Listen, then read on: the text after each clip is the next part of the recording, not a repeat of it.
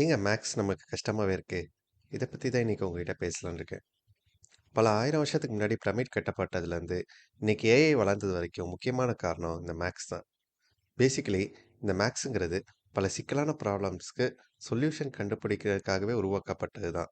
ஆனா, நம்ம மேக்ஸ புரிஞ்சுக்கிறதே பெரிய சவாலா இருக்குது. நமக்கு இந்த மேக்ஸ புரிஞ்சுக்க கஷ்டமா இருக்கிறதுக்கு முக்கியமான காரணம், அத நம்ம ஸ்கூல்லயும், காலேஜ்லயும் அறிமுகப்படுத்தப்பட்ட விதம் மட்டும் இல்லைங்க.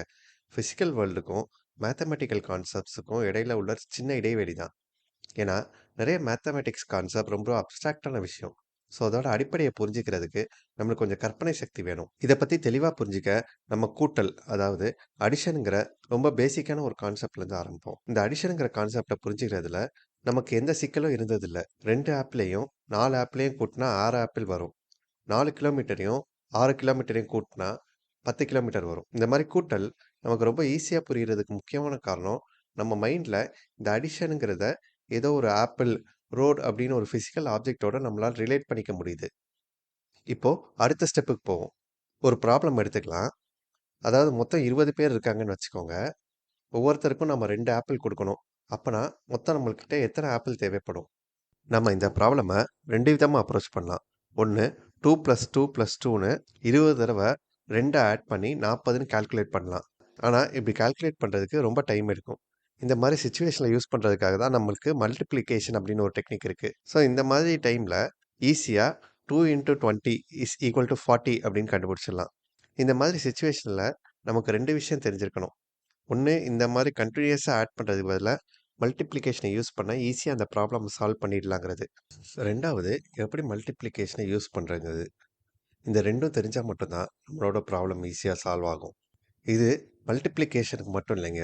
கால்குலஸ், டெக்னாமெட்ரி, காம்ப்ளெக்ஸ் நம்பர்ஸ், ஜியாமெட்ரி இப்படி எல்லாத்துக்கும் பொருந்தும். ஏன்னா, இது எல்லாம் ஒரு வகையான மேத்தமேட்டிக்கல் டெக்னிக்ஸ் தான். மல்டிப்ளிகேஷன் மாதிரி ரியல் லைஃப் ப்ராப்ளம்ஸ சால்வ் பண்றதுக்குன்னே உருவாக்கப்பட்டது தான் இந்த விஷயங்கள்லாம். நாம முக்காவாசி பேரு ஃபேஸ் பண்ற ப்ராப்ளம் என்னன்னா, நமக்கு இந்த மாதிரி டெக்னிக்ஸ்க்கான கால்குலேஷன்ஸ் பண்ண தெரியும். ஆனா, அத எந்த மாதிரி சிச்சுவேஷன்ல யூஸ் பண்ணணும்னு தெரியாது. ஸோ நிறைய நேரம் தலையும் புரியாம, காலும் புரியாம நாம மேத்தமேட்டிக்ஸ் கான்செப்ட்ஸ கத்துக்கிறோம்.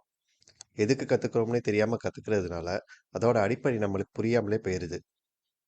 அடுத்து மேத்தமேட்டிக்ஸ்ல இருக்கிற இன்னொரு சிக்கல் என்னன்னா, அது வளர வளர பிசிக்கல் வேர்ல்ட்ல இருந்து விலகி போயிட்டே இருக்கும். ஒரு ரியல் லைஃப் ப்ராப்ளம டிஃபரன்ஷியல் கால்குலஸ் வச்சு நம்ம சால்வ் பண்ண ட்ரை பண்ணோம்னு வச்சுக்கோங்க. அதுக்கு நம்ம பண்ற முதல் ஸ்டெப் அந்த ப்ராப்ளம ஒரு ஈக்குவேஷனா மாத்துறது தான். இப்படி ஈக்குவேஷனா மாத்துறதுக்கு பேரு தான் மேத்தமேட்டிக்கல் மாடலிங்.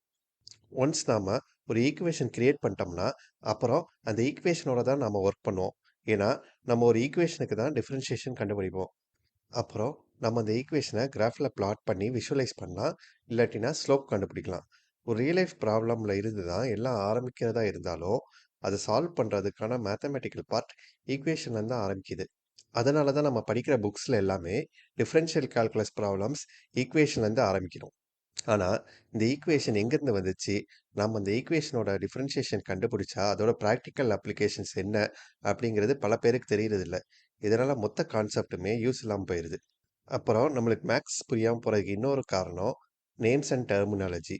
ஃபார் எக்ஸாம்பிள், நெறைய பேருக்கு ட்ரிக்னாமெட்ரி புரியாம போறதுக்கு காரணம், சைன், காஸ், டான் அப்படிங்கிற நேம்ஸ் தான். இந்த பேர்லாம் எங்கேருந்து வந்துச்சுன்னே தெரியாததுனால, நமக்கு ட்ரிக்னாமெட்ரி ஒரு அந்நியமான விஷயமாயிருது. ஸோ சில சமயம் இந்த பெயர்கள் எங்கேருந்து வந்துச்சு?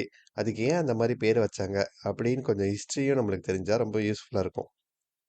இப்படி பல சிக்கல்கள கடந்து நாம எப்படி மேத்தமேட்டிக்ஸ புரிஞ்சுக்கிறது? அதுக்கு தான் நம்ம சேனல்ல நிறைய வீடியோஸ் போட போறோம். எல்லோரும் நம்ம சேனல சப்ஸ்கிரைப் பண்ணிக்கோங்க.